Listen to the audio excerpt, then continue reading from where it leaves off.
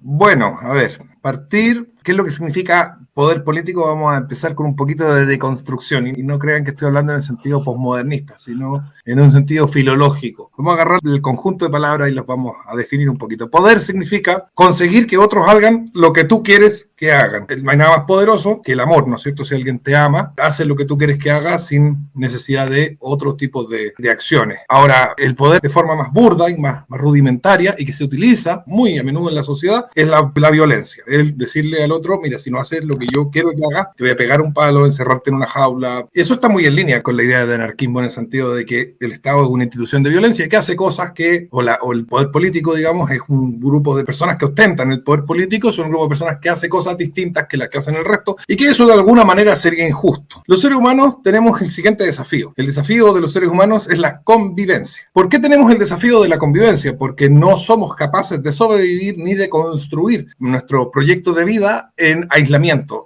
por nosotros mismos, viviendo en la soledad. Esa convivencia significa que va a existir instancias de violencia porque son parte de nuestra naturaleza. Vamos a tener una sociedad sin robo, que vamos a tener una sociedad sin violaciones, que vamos a tener una sociedad sin asesinato. Eso es totalmente un pensamiento mágico fuera de la realidad. El ser humano viola, roba, mata. El sentido del poder político, ya sea del jefe tribal en una situación nómade, de un jefe monárquico o de un jefe democrático en una situación sedentaria, es precisamente el poder político, es ordenar y organizar esta violencia para hacerla predecible. Haciéndola predecible, las personas pueden convivir, establecer planes de vida, etcétera, aunque muchas veces esta violencia que está predictible, porque está formalizada en reglas, le permite a las personas hacer su vida, aunque muchas veces no pueden, porque esta violencia muchas veces va en contra de lo que quieren hacer. ¿En qué se centra esta violencia? Si es que lo podemos mirar desde distintos puntos. De mantenerme en el poder, es decir, esta violencia existe solamente para que yo pueda seguir mandando. Pero esta violencia también puede existir por otros parámetros. Por ejemplo, ¿no es cierto?, la supervivencia del grupo. Si hay un tipo que está matando, un asesino en serie, en los Estados Unidos, por ejemplo, que han tenido hartos problemas con eso, le ponen la inyección letal. ¿Por qué? Porque atenta contra la supervivencia del grupo Estados Unidos. Y otras opciones, por ejemplo, toda la legislación contraria que existió en la historia de la humanidad, contraria a la libertad de expresión, precisamente va a favor de lo mismo. El grupo se centra en una serie de creencias comunes que le permiten convivir. Si alguien va en contra de eso, normalmente también se le castiga. Los criminales, etcétera, todo eso atenta contra la posibilidad de que el grupo siga existiendo o atenta el hecho de que las personas que lo componen puedan hacer más o menos bien su vida y por lo tanto muchos poderes políticos se encargan de eso en lugar de mantenerse en el poder. Digamos que existen de las dos. ¿Por qué las personas se organizan políticamente? Históricamente, ¿de dónde sale eso? Si nosotros nos vamos a los dos momentos de inicio de estructuras políticas, serían la Revolución Neolítica y el comienzo de la Edad Media, ¿no es cierto?, siglo V Europa. En ambas situaciones, lo que podemos observar es que los seres humanos se agrupan en torno a dos cosas. Creencias religiosas comunes que les permiten convivir, porque la fe común en lo trascendente nos permite hacer negocios, por ejemplo. Si no creemos en lo mismo, no podemos hacer negocios, no podemos intercambiar, no podemos interactuar. Y la defensa de esa fe común y de esas propiedades muchas veces comunes y otras veces personales en la forma de organizaciones más bien militares. Entonces existirían dos formas de poder político. El poder político en el sentido religioso, es decir, aquellos que administran la fe común, normalmente las castas sacerdotales en cualquier civilización, los hindúes tienen la suya, los chinos tuvieron la suya, los católicos tuvieron la suya, etcétera, y la casta guerrera, que son aquellos que protegen a los demás de las violaciones, robos, etcétera, que podrían ocurrir. Entonces, me gustaría plantear una serie de escenarios que demuestran la necesidad del poder político. Las relaciones que realizamos los seres humanos hay de varios tipos y hay una que se llaman accidentales, que dos personas que no querían relacionarse resulta que terminan relacionando. Como por ejemplo, los vecinos. Otra relación accidental es la de un accidente de tránsito. ¿Cómo las personas resuelven las relaciones accidentales sin un mediador que tenga el poder, hacer que otro haga lo que él quiere, de obligar a uno u a otro a hacerse responsable de las culpas o de los daños que haya causado en la relación accidental si es que él es el causante del accidente? Como por ejemplo el vecino te pone la música fuerte y no te deja dormir. ¿Quién va a obligar? Que eso es poder político, cuando vamos a la esencia. Decirle al otro, oye, tenéis que dejar de poner música, te va a poner una multa. Eso es poder político. Si no le hacen caso, bueno, no es poder político. Si le hacen caso, es poder político. ¿Cómo lo hacemos? El otro caso que tengo es que, bueno, hoy en día vivimos en un mundo donde se utilizan comunicaciones inalámbricas. Muchas de estas comunicaciones inalámbricas son necesariamente monopólicas. Por ejemplo, el tema de las ondas de radio. Si yo quiero poner una radio en 99.1 FM, si nos ponemos en la misma frecuencia, lo único que generamos es ruido y ninguno de los dos puede comunicar su mensaje. ¿Cómo distribuimos esas señales de radio que pasan por el aire sin una autoridad política que sea capaz de decirle a uno, no, hombre, tu frecuencia es otra, punto, san, se acabó, y que le hagan caso? Mi postura es la siguiente: si alguien logra que otro le haga caso, ya tiene poder político, y san, se acabó, y es necesario porque lo está resolviendo.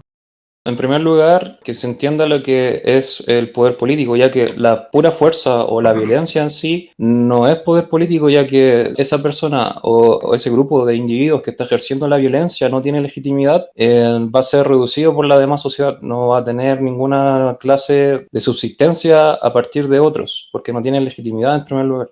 Lo segundo sería el tema de que tú dijiste que para intercambiar es necesario que ambas personas piensen igual o tengan ciertos pensamientos iguales. Eso tampoco es así, porque por ejemplo yo puedo intercambiar con personas siempre y cuando respete los derechos de propiedad, puedo intercambiar con ellas en la sociedad de forma voluntaria y de forma libre. Ya cuando se hace una violación de esos derechos de propiedad, por ejemplo cuando el Estado viene de forma unilateral a cobrarme los impuestos en la que yo no tengo ninguna decisión, eso ya es una violación a los derechos de propiedad y eso ya es una violación a la convivencia. Eso de que una persona, si logra que otra persona le haga caso, no necesariamente es poder político, es simplemente una relación voluntaria de que ambos llegaron a un acuerdo de que a cierta hora no van a colocar música tan fuerte. El poder político sería el justificar o legitimar una injusticia, como la ya mencioné anteriormente, que sería el robo. Como una injusticia, terminó la conversación. O sea, defínelo como algo neutro, porque si lo defines como una injusticia, no podemos seguir conversando. Tú lo puedes definir como algo neutro y después llegar a la conclusión de que es una injusticia. Pero tú dices, poder político igual injusticia, no tiene sentido la conversación. Se acabó. Que el poder político es legitimar una injusticia. Por eso te digo, no es necesario el poder político, porque para nosotros poder convivir, no es necesario que exista un grupo de individuos que viole sistemáticamente los derechos de propiedad. Si tú quieres convivir con una persona o quieres convivir con un grupo de individuos, lo único necesario o trascendental para poder convivir es respetar los derechos de propiedad, nada más. Y también está el poder político, es el poder para administrar la comunidad, para administrar la convivencia, el vivir juntos, la administración de la ciudad, o sea, donde viven todos. Entonces, ¿cómo hacemos para que dos personas que chocaron, una le pague a la otra porque tuvo la culpa, sin que nadie la obligue en función de la administración de la comunidad? Si tú eres una persona que quiere seguir conviviendo en la sociedad, tú vas a tratar de remediar esa situación. Si tú eres una persona que tiene conductas antisociales y no quiere remediar esa situación, entonces lo único que te queda es excluirte de la sociedad, removerte físicamente. ¿Y eso pasa? Porque tú eres una persona antisocial. ¿Eso pasa? Sí, en comunidades anárquicas sí pasa. O por ejemplo, cuando tú estás defendiendo tu casa, no confías en la legitimidad del Estado para defender tu propia casa, tú tienes la facultad de defenderte individualmente. Te estoy preguntando, hubo un accidente, chocaron dos autos, un auto quedó hecho pedazo y el otro tuvo la culpa. Entonces el otro tiene que resarcir el daño. Si lo quiere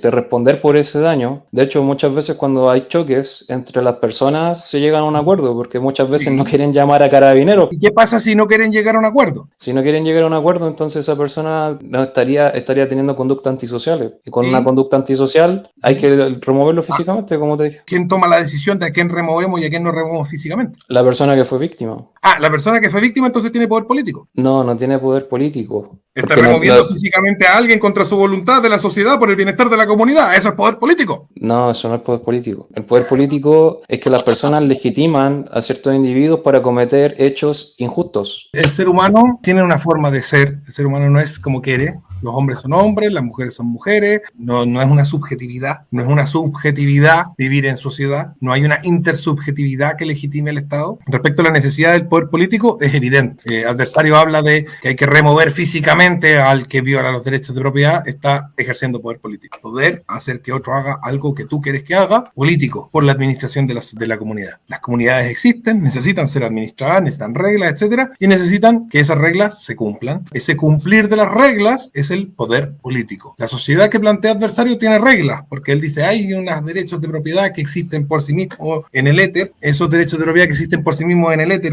éter y son ontológicos y axiomáticos y no tienen ninguna conexión con la historia y con el tiempo y con el ser humano y con la realidad material, etcétera, sino que existen flotando, probablemente niega la propiedad intelectual. Harta contradicción por ese lado. El punto es, cuando alguien viola esa propiedad, hay otro que tiene que echarlo, no se echa solo. No dice, yo me voy de la sociedad, me autoexcluyo. No, lo excluyen otras personas ejerciendo poder político. El poder político es algo axiomático a la convivencia. En la familia, el poder político lo tiene el padre. Desde que se le quitó el poder político al padre en la familia, ya no hay familias en el mundo. Así de drástico es. En el momento en que no hay poder político, no hay comunidad. La comunidad familiar se acaba cuando no hay poder político en el padre. La comunidad nacional se acaba cuando no hay poder político en el Estado. Para poder convivir, necesitamos reglas que se cumplan. Para que un juez pueda ejecutar un juicio, requiere de un poder político que lo haga cumplir. Es tan simple como eso. No se respondió lo de las ondas de radio, no se respondió lo de las ondas de televisión. La respuesta respecto del volumen de música del vecino tampoco que yo respondía. Así como yo tengo que ir a pedirle por favor y hacer un acuerdo con él, y si no lo cumple, y si simplemente quiere seguir poniendo la música fuerte, ¿cómo lo arreglamos? Con armas, ya, compremos todos metralletas y agarrémonos a balazos. Esa es la solución a todos los problemas del ser humano. No podemos tener una vida, no podemos tener instituciones de ningún tipo porque no podemos ir prediciendo el futuro. El dinero no vale nada porque para que valga tiene que ser intercambiable. El idioma deja de existir, bueno, ya dejó de existir en el cerebro del adversario porque tiene las palabras que quiere y las usa como quiere. Dejaría de existir porque no existiría el juicio de ejecutar un contrato. Entonces, como no existe el juicio de ejecutar un contrato, porque eso sería poder político, el juez estaría ejerciendo poder político al obligar a alguien a cumplir con lo que firmó. Entonces lo que firmó no vale y por lo tanto el idioma pierde sentido, pierde significado. Lo que plantea Adversario, que es el anarcocapitalismo, el anarquismo liberal, no es más que el epítome del pensamiento liberal. Lo que busca el liberalismo como ideología en sentido metafísico es la desintegración de la sociedad, que no tengamos cómo comunicarnos, ni cómo comerciar, ni cómo convivir, que vivamos aislados, temerosos y enojados unos con otros. Y la ideología que más representa esta función es el anarcocapitalismo. El anarcocapitalismo es tan liberal como el nazismo, el comunismo, el socialismo, etc. Son todos liberales, en tanto desintegran la sociedad humana. Necesitamos una sociedad humana integrada. El ser humano tiene que estar integrado. ¿Por qué? Porque existe mediante la integración. No llega a ser por sí mismo, llega a ser por una integración familiar previa. Eso es todo lo que quería decir.